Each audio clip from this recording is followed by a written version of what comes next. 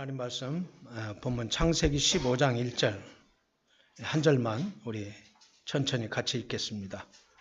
이후에 여호와의 말씀이 환상 중에 아브라함에게 임하여 이르시되 아브라함아 두려워하지 말라. 나는 내 방패요 너의 지극히 큰 상급이니라. 아멘. 제가 오늘 복이 많아서 1부 예배와 2부 예배 설교를 하게 됐는데 저보다 더 복이 많으신 분은 우리 이철재 목사님 같아요. 1부 예배 참석하시고 2부 예배 참석하시고 3부 예배 또 인도하셔야 되고 정말 복이 넘칩니다. 이렇게 밝은 얼굴로 여러분을 만나 뵙고 또 하나님의 말씀을 함께 나눌 수 있어서 정말 좋은 시간입니다. 여러분 우리가 아브라함을 믿음의 조상이라 부르는데 아무도 주저하지 않습니다.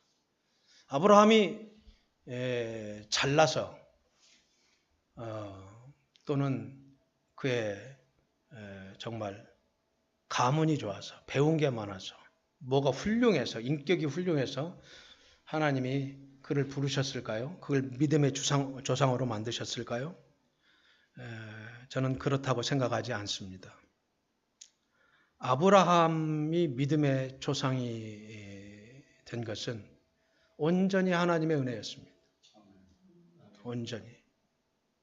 우상을 만들던 땅에서 그 가문에서 우상이 횡행하는 그 지역에서 천지분간하지 못하고 살아가던 아브라함을 하나님께서 어느 날 갑자기 그에게 나타나셔서 그를 부르시고 그를 믿음의 조상으로, 조상이 있다는 것은 후손이 있다는 것인데 조상을 만드시고 그 아브라함과 같은 약속을 함께 쫓아서 같은 신앙을 가지고 살아가는 후손들을 만들기까지 그 첫 번째 출발점을 하나님께서는 아브라함을 택하셨습니다.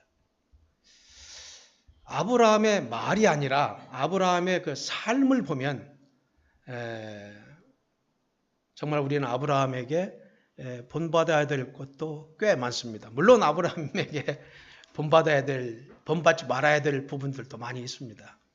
또 이 성경에 기록되지 않았지만 아브라함이 리브가하고 안 싸웠겠어요? 부부싸움 안 했겠어요?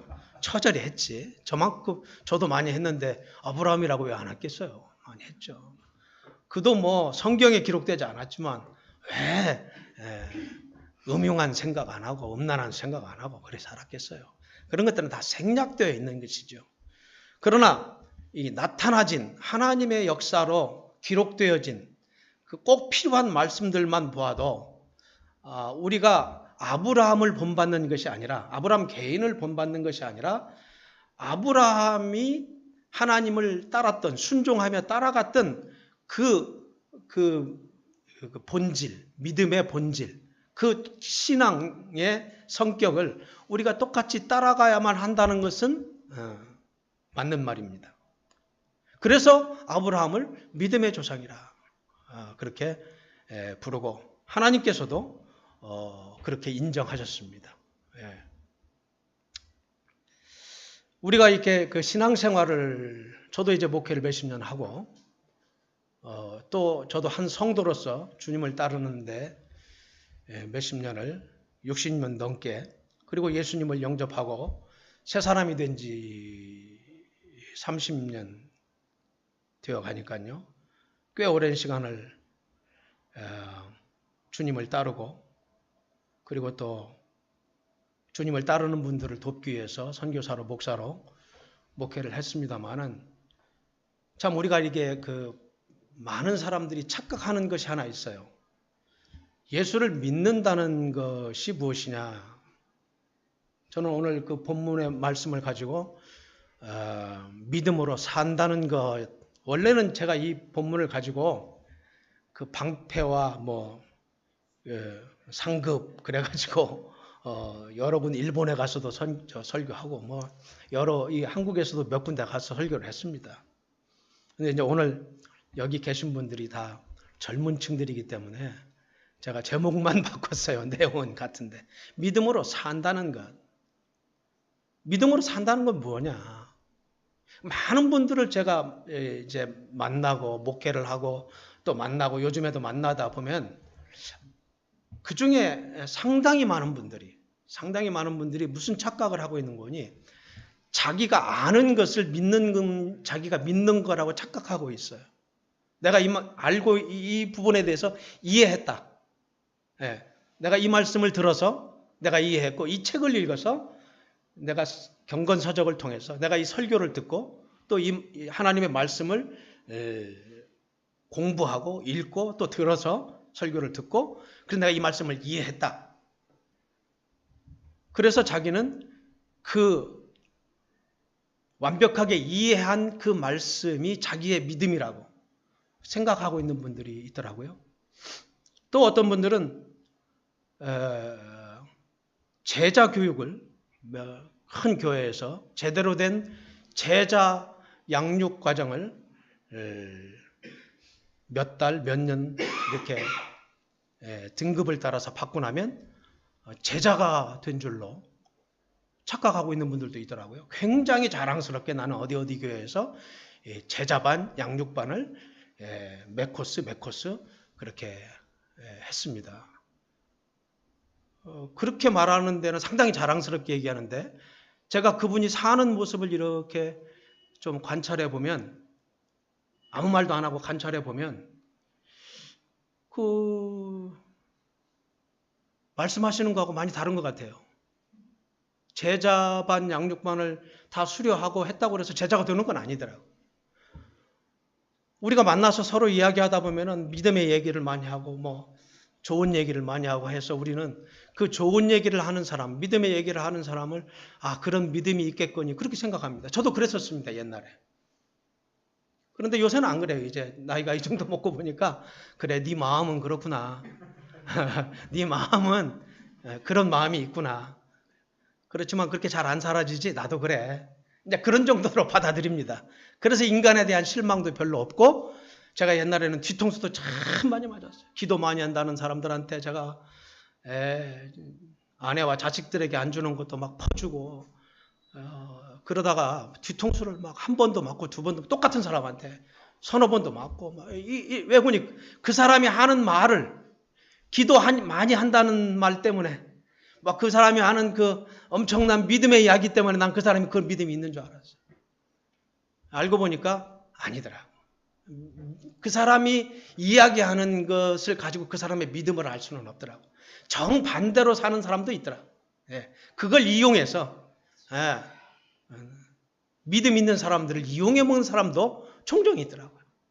또 그렇지 않더라도 그렇게 남을 교회 안에 있는 사람들을 이용해 먹는 사람이 아니더라도 LA에서 제가 목회할 적에 그 LA 어떤 교회에 젊은 40대 남자 여자 집사님이 갑자기 왔습니다. 미국에서 목회할 때 한 가정이 나온다는 것은 엄청난 일입니다. 근데 그분들이 와서 새벽기도 하지, 11조 하지, 뭐 헌금 생활 잘하지, 목사님 막 차도 사드리지 이러니까 온 교회가 그 생활을 몇 년 하신 줄 아십니까? 7년을 해요. 7년 동안 충성 봉사를 하고 어느 날 그분이 떠났어요. 그 교회를. 갑자기 없어졌어요. 근데 알고 보니까 그 교회의 모든 교인들, 목사님부터 시작해서 모든 교인들한테 돈을 빌렸는데 20만 불이 넘어요. 2억이 넘어요. 한 2억 5천 정도를 갖고 튀었더라고요. 근데 갖고 그렇게 그 사람이 이제 튀었다, 사기쳤다. 그렇게 해가지고 이제 경찰이 오고 뭐 이래 가지고 조사를 하고 하는데도 이 교인들이 안 믿는 거예요. 에이, 잠깐 어디 갔지? 그럴 리가 없다. 그분이 그럴 리가 없다고. 왜? 7년 동안 너무 믿음의 본을 보여줬기 때문에. 그러니까 말만 한 게 아니라 완벽하게 그 믿음대로 사는 모습을 보여줘서 7년 동안. 그리고 다 걷어가지고 할머니 쌈짓돈 다 걷어가지고 튀었어요. 막 그런 일이 상당히 많이 있습니다. 또 저도 그런 분들한테 당한 일도 있습니다. 목회하면서. 그러니까 이 믿음으로 산다는 것은 말만 들어서도 안 되고 잠깐 몇 년 동안 봐가지고도 모르는 거예요, 이게. 근데 이제 나이가 이 정도 드니까 이렇게 쭉 얘기를 해보면 알 수 있어요. 거의 다 알 수 있어요. 진짜구나. 아니면 정말 네가 마음만 그렇구나. 마음이라도 가상하잖아요. 마음만 그렇구나. 또는 네가 말을 그렇게 하면서 나와 컨택 포인트를 찾아가지고 나를 이용하려고 하는구나. 뭐 이런 것들도 알 수 있어요. 그래서 제가 요즘에 편하게 삽니다. 이제 뒤통수 안 맞고 사니까 아주 편하게 삽니다. 60 넘으니까 조금 편하게 사네요. 예. 에베소 4장 13절에 보면 우리가 다 하나님의 아들을 믿는 것과 아는 일에 하나가 되어 온전한 사람을 이루어 그리스도의 장성한 분량이 충만한 데까지 이르리니, 그렇게 말합니다. 그리스도의 장성한 분량이 충만한 데까지 이르려면 믿는 것과 아는 것이 하나 되어야 된다, 그렇게 말합니다. 아는 것을 믿는 거라고 생각하면 안 됩니다. 나는 그렇게 알기 때문에, 내가 분명하게 알고 있기 때문에 나는 지금 그 믿음을 가지고 있는 거, 이렇게 착각하면 안 된다는 거예요, 우리가. 예. 그래서 믿는다는 것은 행함과 순종이 뒤따르는 말씀입니다. 기독교의 신앙은 하나님께서 하신 말씀에, 나에게 개인적으로 하신 말씀에, 나에게 부딪힌 말씀을 순종해 나가는 거예요. 순종하며 나갈 때 우리가 그것이 그 하나하나 실수도 많이 하고 죄도 많이 짓죠. 그러나 하나님은 그런 걸 보는 게 아니에요. 그걸 다 알고 부르셨어요, 우리를. 그래서 나쁜 것을 지적하고 때리고 하는 게 아니라 우리가 하나님의 말씀에 하나씩 순종해 나갈 때 하나님께서는 그것을 키워서 이 나쁜 것들을 없애버리는 거예요. 초크시키는 거예요. 목졸라 죽이는 거예요. 하나님께서 하시는 말씀을, 개인적으로 계시의 말씀을 깨달아서 그 말씀대로 하나하나 내 삶에 적용해서 순종해 나갈 때, 하나님의 말씀에 순종해 나갈 때에 이 내 안에 숨어있던 육체의 정욕, 안목의 정욕, 이생의 자랑들이 서서히 말라 비틀어져 죽기 시작하는 것입니다. 하나님의 방법은 매우 이렇게 긍정적인 방법입니다. 마귀는 지적하고 또 정죄하고, 그렇지만 하나님의 방법은 그런 것들은 일단 묻어두세요. 언제까지요? 하나님의 말씀에 순종해 나갈 때까지, 순종하며 사는 것을 하나님이 보시면 다른 것들을 좀 부족해도 묻어두세요. 그래서 그것들이 하나님께 순종해 나가면서 그것들이 커지면서 서서히 이것들이 말라 비틀어져 죽는 거예요. 그런데 말로만 자꾸 때우는 사람들이 있어요. 말로. 믿음이라는 것을, 믿음으로 사는 것을 자꾸 말로 때우고, 아는 걸로 때우고, 이해한 걸로 때우고, 삶과 순종으로 이어지지 않으면서 자꾸 말로 때우면 이제 이것들은 죽지 않아요. 그냥 그대로 있어요. 그래서 이 말로 때우는 사람들, 믿는 것과 아는 것이 하나 되지 않은 사람들은 이게 그대로 풍성하게 살아있어요, 항상.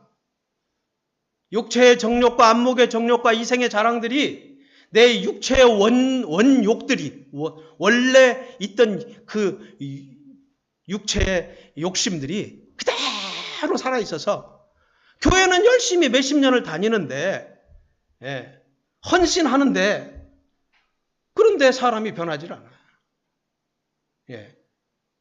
그리스도의 장성한 분량에까지 우리가 나아가야 되잖아요. 그게 믿음의 스텝 아닙니까? 그럼 어떻게 해야 되냐?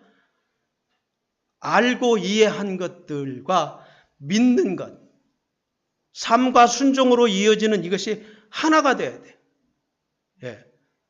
알고 이해한 뒤에는 이게 순종이 뒤따라야지, 듣고 이해하고 만약에 순종으로 이어지지 않으면 이건 정말 굉장히 큰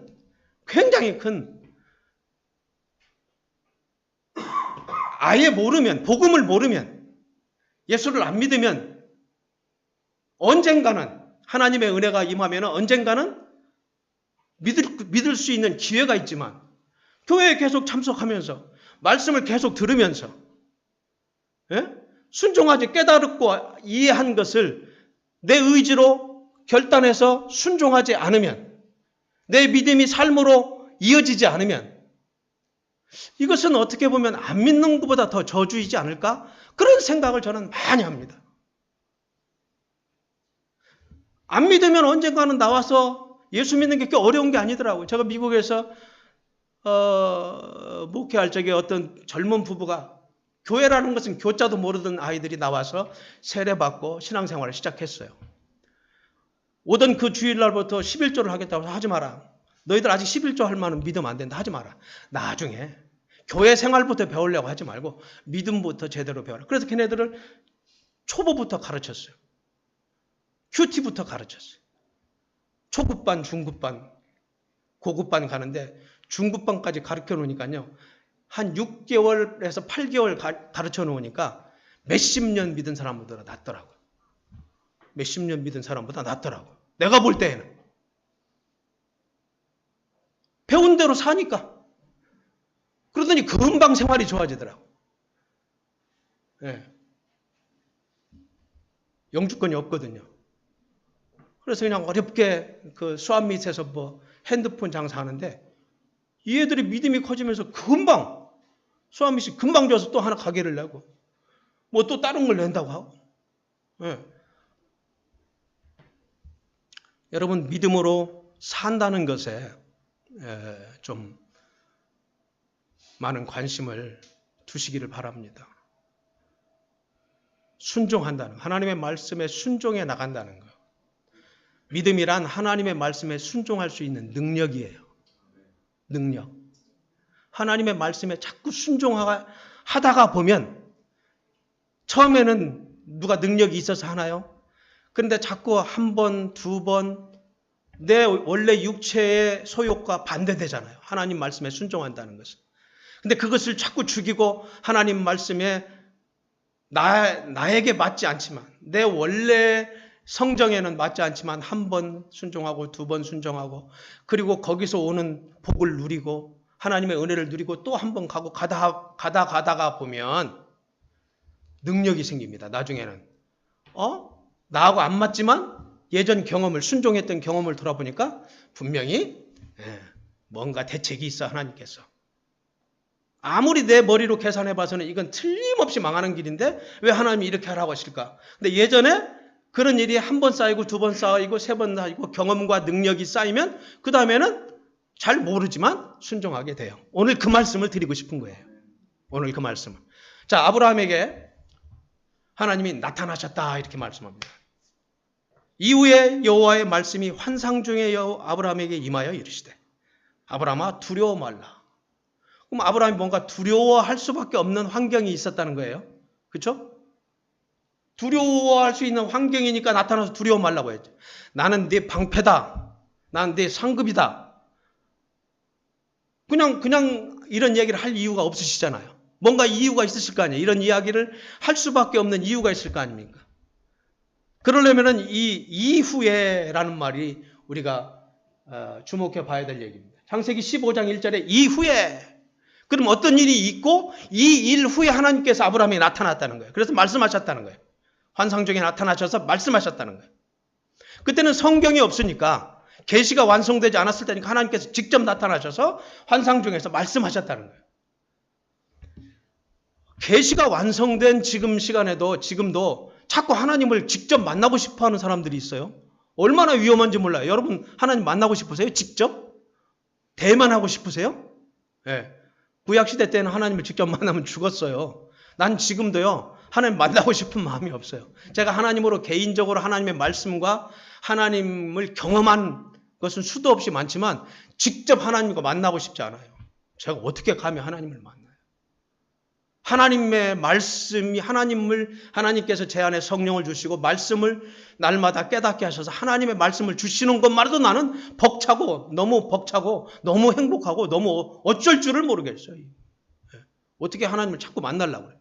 그리고 뭐 자꾸 지금도 환상을 보려고 하고 뭐 계시를 받으려고 하고 이런 분들이 있는데 그럼 뭘 잘 몰라서 하시는 이야기. 이때는 이제 계시가 완성되지 않았을 때니까 하나님께서 직접 나타나셔서 아브라함에 나타나셨다는 거예요. 어떤 일 후에?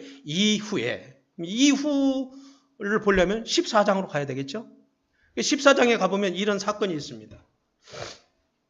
아브라함이 이제 하나님의 말씀을 따라서 가나안 땅에 들어와서 데리고 온 조카 롯에게 말합니다. 야, 네가 이쪽 가질래 이쪽 가질래. 그러니까 이 아들 같은, 아들이 없었으니까 조카를 아들처럼 여기고 아브라함이 사랑했거든요. 그래서 그 아들 같은 조카 롯을 데리고 와서 아브라함이 나 이 땅에 살 테니까 너 저쪽에 살아라 이래도 되는데, 아브라함이 그 아들 같은 조카 롯에게 너 어느 땅 갖고 싶니? 이쪽 하면 내가 이쪽 하고 너 이쪽 가지면 내가 이쪽 갈게. 그랬더니 이 덜 떨어진 조카 롯이요, 저 이쪽 갖겠습니다. 왜 그런 게 소돔과 고모라가 있는 쪽을 보니까 물도 많고 풀도 많고 목축을 해야 되니까 그 땅이 꼭 천국 같거든요.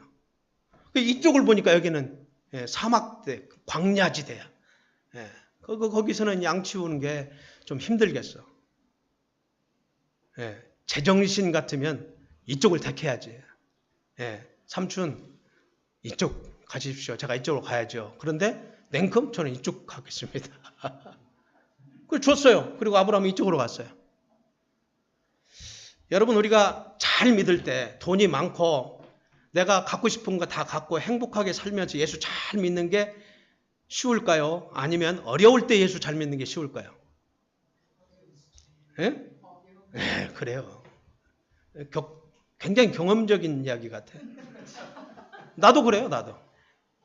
여러분, 그런데 우리가요, 어려울 때도 잘 믿고 신앙생활을 잘 해야 되지만, 정말 믿음이 좋은 사람은요, 편할 때에도, 행복할 때에도, 내가 갖고 싶은 거 다 갖고 있을 때에도 변함없이, 흔들림 없이 잘 믿어야 됩니다. 난 그런 사람들을 좀 많이 보고 싶어요. 여기에서 많이 보고 싶습니다. 여러분 중에서 많이 보고 싶습니다. 정말 훌륭한 사람이에요. 그 사람이. 없을 때에는요, 매달리게 돼 있어요. 난 정말 기도하기 싫어하는 사람이에요. 기도가 제일 힘들어요. 어쩔 수 없이 하지. 그런데요, 하나님, 전 기도 못합니다. 그냥 말씀 잘 가르치고 제 은사가 그쪽이니까 그냥 그렇게 목회할게요. 그랬는데요. 미국에서 6년 재판을 하니까요, 하루도 집에 못 들어갔어요. 우리 집이 따로 있는데 6년 동안 단 하룻밤도 못 잤어요. 어디서 잤게요? 교회에서 잤어요. 강단에서 구부리고 잤어요. 기도? 하지 말라고 그래도 저절로 밤새워서 하더라고요. 하게 돼요. 그러니까 어려운 일 없을 때 내가 기도 잘했으면 그런 일을 안 당했을지도 몰라요.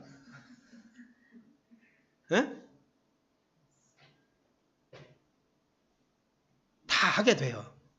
어려우면 다 하게 돼. 매달리게 돼. 하나님 앞에 찾아가게 돼. 근데 여러분, 그러지 말고 편할 때 잘 제대로 신앙생활 하세요. 편할 때, 잘 나갈 때. 그게 진짜 훌륭한 믿음이에요. 아브라함 보세요. 어떤 일이 있었어요?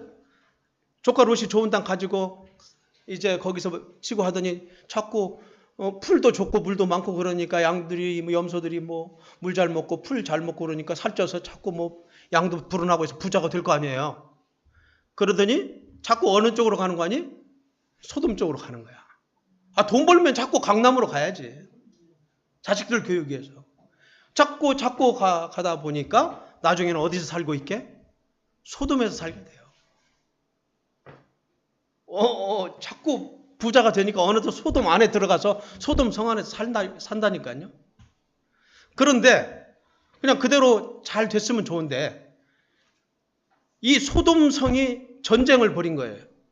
그돌라오멜이라는 왕이 그 연합군대, 4개국 연합군, 큰 나라 4개국이 연합군을 모아서 그 몇몇 명인지는 여기 안 기록되어 있어요. 아무튼 4개국 연합군이 이 소돔을 비롯한 5개 작은 성 5개 연합군들하고 싸움이 붙은 거예요.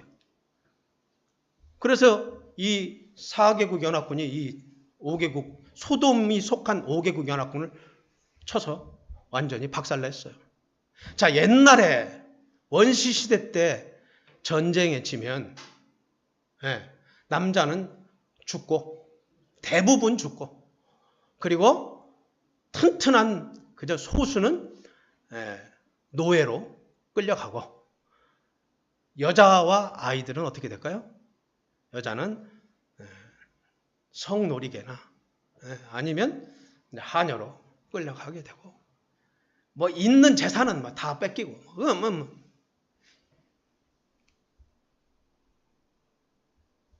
지금도 그런 힘의 논리가 이 세상에 작용하고 있어요. 우리가 모르지만 중동 아프리카 지역에 가면 강대국들이 하는 짓을 보면 지금은 그래도 눈들이 많으니까 그냥 어떻게 막 구실을 만들어 가지고 하고 그러는데 옛날엔 그런 거 없잖아요. 자, 그래서 다 완전히 있는 거 다 뺏기고, 그리고 다 죽고, 다행히 롯은 죽지 않고 롯과 그 식구들은 포로가 돼서 이제 노예로 끌려가는 거예요. 그게 이제 창세기 14장에 나오는 거예요. 아브라함이 할 수 있는 일이 없잖아요. 그때 뭔 일을 하겠어요, 아브라함이. 그런데 아브라함이 이쪽에서 이제 메마른 곳에서 양을 치면서 용병들을 사다가, 돈으로 사다가 318명을 훈련을 시킨 거예요. 용사들로. 용병들을 고용해가지고 훈련시켜서 그 사람들이 양도 지키고 아브라함도 지켜주고. 왜? 타국에 사니까 아브라함이. 그럼 아브라함이 가지고 있는 양들과 소들과 이런 재산들을 지키기 위해서는 용병들이 필요했던 거예요. 그래서 돈 주고 고용한 그런 318명의 잘 훈련된 병사들이 있었어요. 여러분, 근데 미친 사람 아니고는 318명 데리고 5개국 연합군을 때려잡은 4개국 연합군을 따라간다는 게 이게 정신이 바른 정신입니까? 미친 거죠. 근데 롯은 아브라함에게 그렇게 이상한 짓을 했지만 아브라함은 롯을 구하기 위해서 목숨 걸고 318명 때리고 갑니다. 나 거기 따라간 318명 돈 받고 싸우는 애들인데 난 그 사람들도 그냥 제정신이 아니었다고 봐. 나 돈 안 받아. 가면 죽는데. 그렇잖아요. 나는 이 말씀을 묵상하면서요, 아브라함이 정말 훌륭한 사람이다. 아브라함이 돈 주고 자기가 고용한 용병들인데 얼마나 아브라함이 그 사람들한테 인심을 많이 얻었으면, 얼마나 진심으로 잘했으면 죽는 게 뻔한데 따라갔을까. 그렇잖아요. 318명이 무슨 죄가 있어요. 나 오늘 안 합니다. 내가 미쳤습니까? 거기 가게? 당신 일에? 양이나 지켜주면 되고 당신 목숨 지켜주는 일인데 어떻게 4개국 연합군을 때려잡은 5개국 연합군을 때려잡은 4개국 연합국을 쫓아간단 말입니까? 그럴 거 아니겠어요? 자, 그래서 야밤에 쳐들어갔어요. 그러니까 뭐 승리에 도취해서 술을 먹고 뻗었든지 뭐 했든지 하여간 그런지 모르지만 아무리 그렇다 치더라도 이 엄청난 군대를 그날 저녁에 318명이 쳐들어갔는데, 아브라함이 쳐들어갔는데 다 치고 술을 먹고 다 이제 승리에 도취해서 널브러져 있었는지 아니면 밤에 쳐들어가니까 놀라서 밤에 뭐가 보입니까? 그 옛날에 적군인지 아군인지 어떻게 알아요? 그러니까 그냥 막 칼로 싸우다 보니까 자기들끼리 다 죽였는지 그 자세한 얘기는 안 나오니까, 나는 그냥 성경이 하나님의 말씀인 것을 믿으니까 그렇게 상상력을 동원해 볼 수밖에 없어요. 아무튼 그래서 쳐들어와서 다 죽이고, 그리고 뺏어간 재물들과 그리고 포로들을 데리고 이제 아브라함이 돌아옵니다.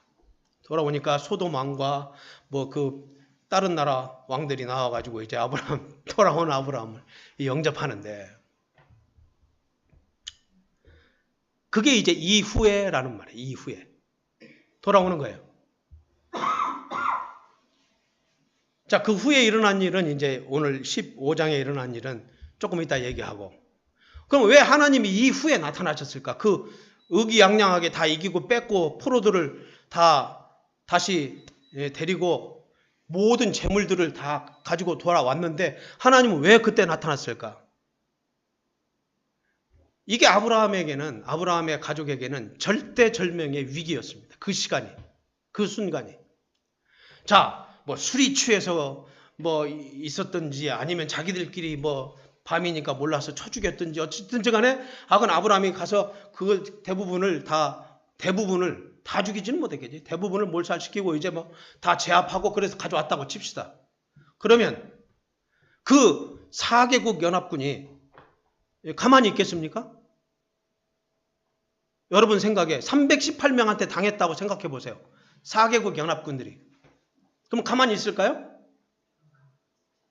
다시 가서 더 많은 군사들을 모집해서 원수를 갚자. 그리고 쳐들어올 거 아니에요. 쳐들어오면은 제1타겟은 누굴까요? 아브라함이죠. 성도 없는 광야에 홀로 살고 있는 그 일가족은 제1순위로 가서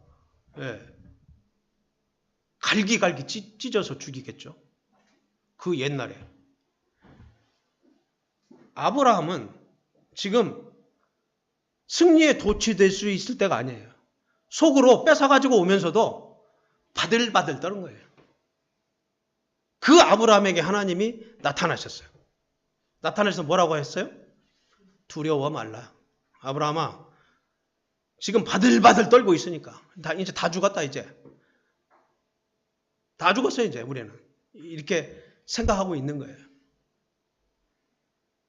두려워 말라. 내가 너를 지켜줄게.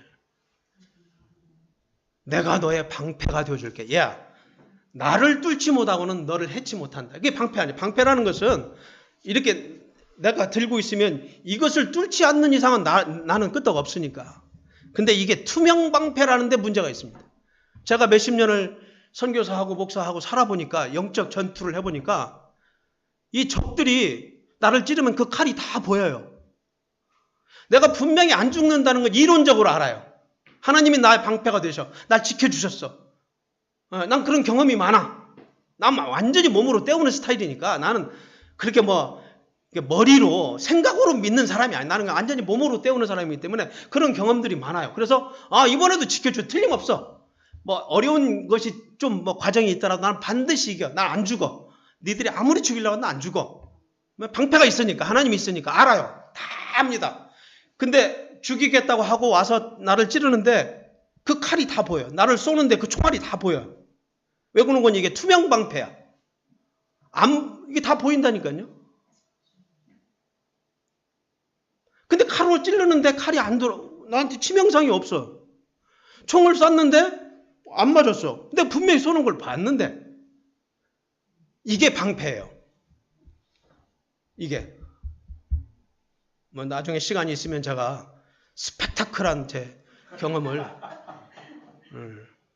몇 개. 수도 없어서 다 말할 수 없지만 그냥 몇 개 말씀드릴 수 있는데 오늘은 시간이 없으니까. 내가 너의 방패가 되어주마. 두려워하지 말라. 그리고 또 하나 얘기합니다. 나는 너의 상급이라. 이 상급이라는 말은 왜 나왔을까요? 방패라는 말은 이해가 됐는데 상급은 왜 나왔을까요? 15장 쭉 밑에 보면요. 아브라함이 그렇게 살고 오니까 소돔 왕부터 시작해서 다 백성들 뺏기고 재물 뺏긴 5 왕들이 다 나와서 아브라함이 어서 오십시오 그러고 있으니까, 그러면 소돔 왕이 그렇게 얘기했어요. 뺏은 것은 다 네 것이지. 그렇죠. 고대 전쟁에서는 지금도 마찬가지예요. 미국이 이라크 침략하고 나서 거기서 다 원유 빼다가 텍사스에 갖다 집어넣어놓잖아요. 전쟁에서 이긴 사람 거예요. 무조건. 예. 그게 다 네 건 맞는데, 인정하는데, 재물은 너 다 가지고 우리 백성들은 좀 돌려주면 안 되겠나? 백성이 없는데 내가 무슨 왕 노릇을 하겠나? 좀 사람만 돌려줄 수 없겠나? 그렇게 요청을 합니다. 소돔 왕이. 그때 아브라함이 사람도 다 돌려주고 너희들이 뺏긴 재물도 다 돌려주겠다. 내가 너희들 돈 가지고 부자 됐다는 얘기 난 안 듣겠다. 난 하나님의 사람인데 너희들이 재물 없어도 나는 지금까지 하나님의 축복과 도움으로 난 부자로 살고 있는데 너희들 거 없어도 나는 행복하게 살 수 있다. 그걸 돌려줍니다. 그 중에서 10분의 1은 멜기세덱 제사장에게 줍니다. 이게 11조의 원조예요. 제가 인터넷을 이렇게 들어가 보면 이 젊은 사람들이 그리고 교회 좀 다녀봤다는 사람들이 뭐 11조는 율법이네 뭐 어쩌네 그런데 율법이 있기 전 얘기입니다. 이거.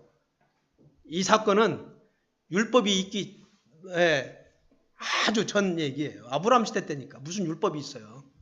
예. 모세 시대 때부터 율법이 생기기 시작했는데 그래서 자기가 얻은 것에 하나님 때문에 얻은 것이니까 하나님께 드립니다. 그리고 10의 1조를 떼드려요. 그 당시 고대 근방에서도 이런 풍습이 있었어요. 예. 그래서 아브라함이 그 고대 풍습에 있는 대로 자기의 10분의 1을 하나님께 드렸어요. 하나님께. 예. 멜기세덱에게 줬어요. 그리고 10의 9는 돌려줬습니다. 가져라. 그리고 소돔성에 돌려줬습니다. 자, 집에 왔어요. 아브라함이. 서운했을까요? 안 서운했을까요? 다 돌려줬어요. 그 재물 가지면 한 27대 후손까지는 아무것도 안 하고도 잘 먹고 잘 살 수 있어요. 내 나라에서 금은 보화를 다 뺏어갔던 걸 다시 돌려왔으니까 내 나라의 재물이니까 아마 50대 손까지는 아무것도 안 해도 먹고 살 수 있는 어마어마한 거예요. 그걸 가지면은 많은 용병들을 한 2,000명, 5,000명 사서 충분히 자기가 한 나라를 만들 수도 있는 그런, 왜 내 나라의 재물이니까. 우리 같으면 그런 머리 안 돌렸겠습니까? 나 같아도 돌리겠네. 그런데 하나님께서 내가 너의 방패가 되어줄게. 내가 너의 군대가 되어줄게. 네가 그것에 11조를 드리면서 이게 네 힘으로 얻은 게 아니라고 고백했니? 제사장 멜기세덱에게. 멜기세덱에 대한 얘기는 어려우니까 나중에 하고 하나님께 드렸어요. 그리고 하나님께서 그래? 아브라함아 서운해하지 마라. 내가 너의 상급이 되어줘. I will be your prize. 내가 너의 상급이 되어주마. 내가 너의 방패가 되어주마. 내가 막아주마. 내가 갚아주마. I will pay you back. 내가 너에게 갚아주마. 이 말씀이 좀 이제 실감나게 들립니까? 15장 1절 말씀이. 이 말씀이 믿어지기까지는 저는 많은 그러십니까? 하나님 말씀이 그러시군요. 아멘. 그러고 제가 한순간에 믿은 게 아닙니다. 이 말씀이 안 믿어져서 수없이 방황하고 반항하고 방황하고 그렇게 깨달아진 말씀입니다. 삶으로 터득한 말씀입니다.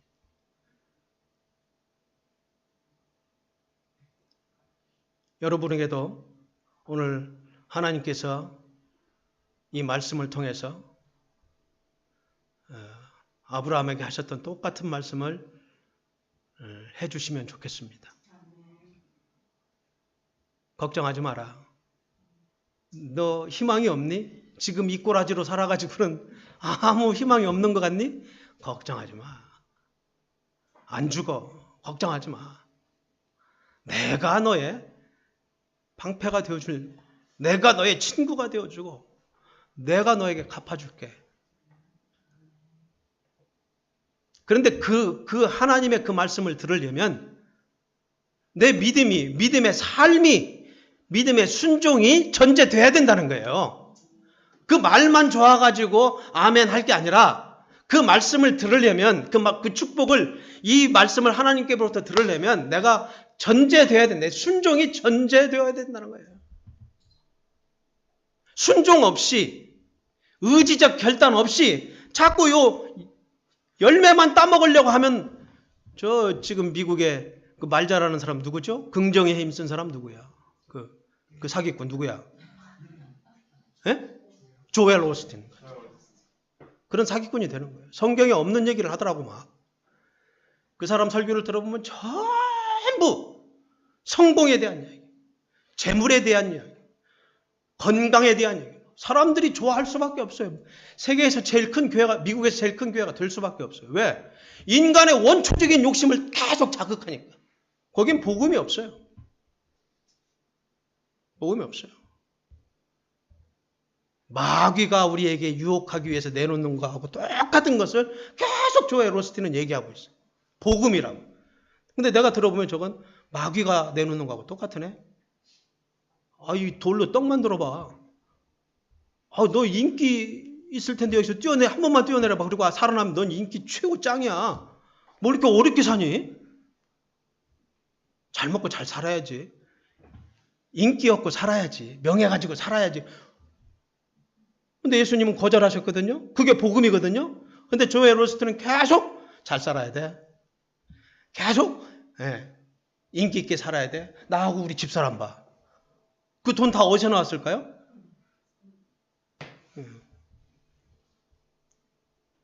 그걸 복음이라고. 그리고 막 거기에 환장해서 몰려드는 사람들이 미국의 제일 큰 교회가 됐어요.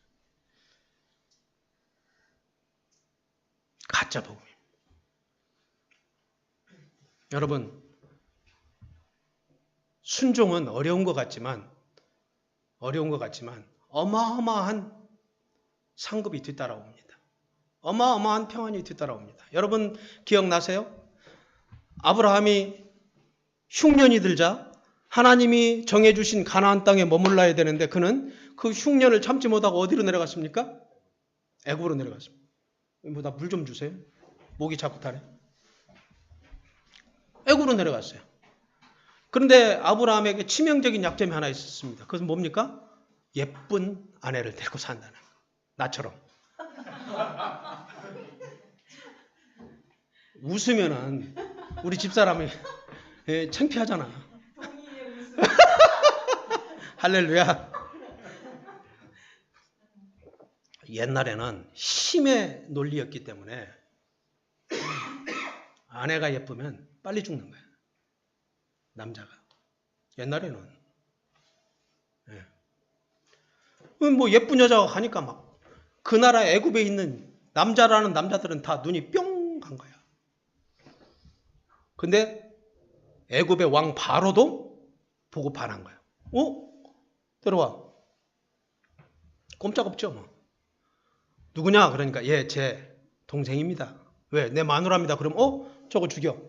어디서 굴러온지 모르는 저놈만 죽이면 내가 이게 이제 그때의 힘의 원리고 그때 그 원칙이니까 아브라함이 그걸 알았어요. 알았기 때문에 자기 아내한테 가기 전에 동생이라고 그래. 아내라고 그러면 나부터 죽어. 다 이렇게 짰어요. 아브라함 비겁한 사람입니다. 저는 적어도 그 정도로 비겁하지는 않아요. 우리 집사람이 증인입니다. 제가 이렇게 작아 보여도 내 목숨 겁니다. 내가. 가족들 뭐 그런 것도 나중에 얘기하고. 그런데 아브라함은요 비겁했어요. 그래서 마누라를 뺏겼어요. 집에서 끙끙 앓고 있어요. 자기 마누라를 뺏겨서 지금 마누라가 바로의 궁전에 가 있었어요. 수청 들려고. 이런 비겁한 사람이에요. 그렇게 잘난 사람이 아니에요. 아브라함은. 하나님의 말씀에 순종해 나가는 그것이 훌륭했던 것이지. 아브라함의 이렇게 환경이나 그 성품들을 보면 별거 없어요. 근데 하나님은요, 아브라함의 그 순종하는 그것을 보고, 큰 줄기를 보고, 이 아브라함의 모든 것들을 다 덮어주신 거예요. 그래서 바로에게 나타납니다. 하나님께서.